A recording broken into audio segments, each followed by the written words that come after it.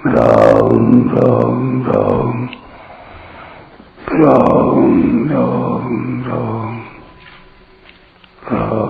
राम राम नारायण नारायण। संबंध। पीछे के श्लोक में भगवान ने कर्म के बिना शरीर निर्वाह भी नहीं होने की बात कही। इससे सिद्ध होता है कि कर्म करना बहुत आवश्यक है,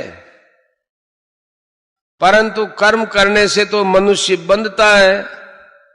कर्मणा बध्यते जंतु। तो फिर मनुष्य को बंधन से छूटने के लिए क्या करना चाहिए, इसको भगवान आगे के श्लोक में बताते हैं। यज्ञार्थात् कर्मणोऽन्यत्र लोकोऽयं कर्म बंधन तदर्थं कर्म कौन्तेय मुक्त संगः समाचर। यज्ञ माने कर्तव्य पालन के लिए किए जाने वाले कर्मों से अन्यत्र अपने लिए किए जाने वाले कर्मों में लगा हुआ वह मनुष्य समुदाय कर्मों से बंधता है। इसलिए हे कुंती नंदन, तो आसक्ति रहित होकर उस यज्ञ के लिए ही कर्तव्य कर्म कर। व्याख्या। यज्ञार्थात् कर्मणोऽन्यत्र। गीता के अनुसार कर्तव्य मात्र का नाम यज्ञ है। यज्ञ शब्द के अंतर्गत यज्ञ, दान, तप, होम, तीर्थ सेवन, व्रत, वेदाध्ययन आदि समस्त शारीरिक, व्यावहारिक और पारमार्थिक क्रियाएं आ जाती है। कर्तव्य कर्म मानकर किए जाने वाले व्यापार, नौकरी, अध्ययन, अध्यापन आदि सब शास्त्र विहित कर्मों का नाम भी यज्ञ है। दूसरों को सुख पहुंचाने तथा उनका हित करने के लिए जो भी कर्म किए जाते हैं वे सभी यज्ञार्थ कर्म हैं।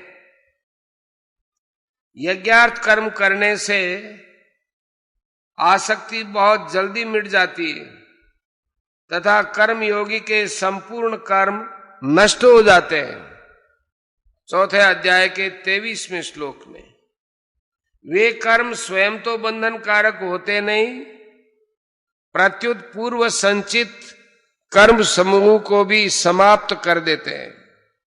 वास्तव में मनुष्य की स्थिति उसके उद्देश्य के अनुसार होती है, क्रिया के अनुसार नहीं। जैसे व्यापारी का प्रधान उद्देश्य धन कमाना है, अतः उसकी वास्तव में स्थिति धन में ही रहती है और दुकान बंद करते ही उसकी वृत्ति धन की तरफ चली जाती है। ऐसे ही यज्ञार्थ कर्म करते समय कर्मयोगी की स्थिति अपने उद्देश्य परमात्मा में ही रहती है और कर्म समाप्त करते ही उसकी वृत्ति परमात्मा की तरफ चली जाती है। सभी वर्णों के लिए अलग अलग कर्म है। एक वर्ण के लिए कोई कर्म स्वधर्म है तो वही दूसरे वर्ण के लिए विहित न होने से परधर्म है, अर्थात अन्यत्र कर्म हो जाता है। जैसे भिक्षा से निर्वाह करना ये ब्राह्मण के लिए तो स्वधर्म है पर क्षत्रिय के लिए परधर्म है। इसी प्रकार निष्काम भाव से कर्तव्य कर्म करना मनुष्य का स्वधर्म है और सकाम भाव से कर्म करना परधर्म है। जितने भी सकाम और निषिद्ध कर्म हैं वे सब के सब अन्यत्र कर्म की श्रेणी में ही है। अपने सुख, मान, बढ़ाई, आराम आदि के लिए जितने कर्म किए जाएं वे सब के सब भी अन्यत्र कर्म है। अतः छोटे से छोटा तथा बड़े से बड़ा जो भी कर्म किया जाए उसमें साधक को सावधान रहना चाहिए कि कहीं किसी स्वार्थ की भावना से तो कर्म नहीं हो रहा है। साधक उसी को कहते हैं जो निरंतर सावधान रहता है।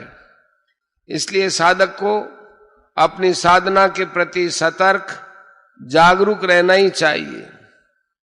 अन्यत्र कर्म के विषय में दो गुप्त भाव।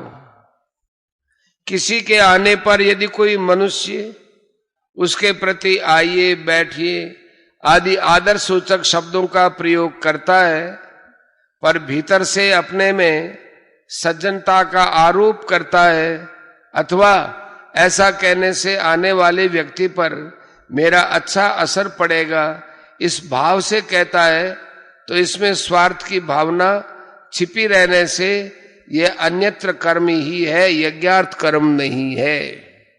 दूसरा, सत्संग सभा आदि में कोई व्यक्ति मन से इस भाव को रखते हुए प्रश्न करता है कि वक्ता और श्रोतागण मुझे अच्छा जानकार समझेंगे तथा उन पर मेरा अच्छा असर पड़ेगा, तो यह अन्यत्र कर्म ही है, यज्ञार्थ कर्म नहीं है।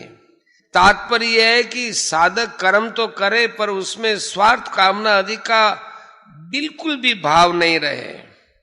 कर्म का निषेध नहीं है, प्रत्युत सकाम भाव का निषेध है।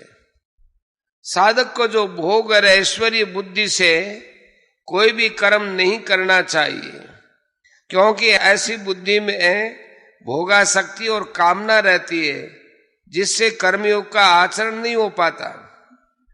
निर्वाह बुद्धि से कर्म करने पर भी जीने की कामना बनी रहती है, अतः निर्वाह बुद्धि भी त्याज्य है। साधक को केवल साधन बुद्धि से प्रत्येक कर्म करना चाहिए। सबसे उत्तम साधक तो वह है जो अपनी मुक्ति के लिए भी कोई कर्म न करके केवल दूसरों के हित के लिए ही कर्म करता है। कारण कि अपना हित दूसरों के लिए कर्म करने से होता है, अपने लिए कर्म करने से नहीं। दूसरों के हित में ही अपना हित है, दूसरों के हित से अपना हित अलग मानना ही गलती है।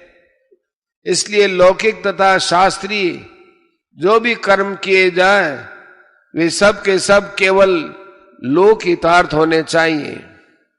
अपने सुख के लिए किया गया कर्म तो बंधन कारक ही है, अपने व्यक्तिगत हित के लिए किया गया कर्म भी बंधन कारक है। केवल अपने हित की तरफ दृष्टि रखने से व्यक्तित्व बना रहता है। इसलिए और तो क्या, जब चिंतन ध्यान समाधि भी केवल लोक हित के लिए ही करे। तात्पर्य यह है कि स्थूल सूक्ष्म और कारण तीनों शरीरों से होने वाली क्रिया संसार के लिए ही हो, अपने लिए नहीं। कर्म संसार के लिए है और संसार से संबंध विच्छेद होने पर परमात्मा के साथ योग अपने लिए है। इसी को कर्म योग कहते हैं। लोकोयम कर्म बंधन है। कर्तव्य कर्म करने का अधिकार मुख्य रूप से मनुष्य को ही है। इसका वर्णन भगवान ने आगे सृष्टि चक्र के प्रसंग में भी किया है, जिसका उद्देश्य प्राणी मात्र का हित करना, उनको सुख पहुंचाना होता है। उसी के द्वारा कर्तव्य कर्म हुआ करते हैं। जब मनुष्य दूसरों के हित के लिए कर्म न करके अपने सुख के लिए कर्म करता है, तब वह बंध जाता है। आसक्ति और स्वार्थ भाव से कर्म करना ही बंधन का कारण है। आसक्ति और स्वार्थ के न रहने पर स्वतः सबके हित के लिए कर्म होते हैं। बंधन भाव से होता है, क्रिया से नहीं। मनुष्य कर्मों से नहीं बंधता, प्रत्युत कर्मों में वह जो आसक्ति और स्वार्थ भाव रखता है, उनसे ही वह बंधता है।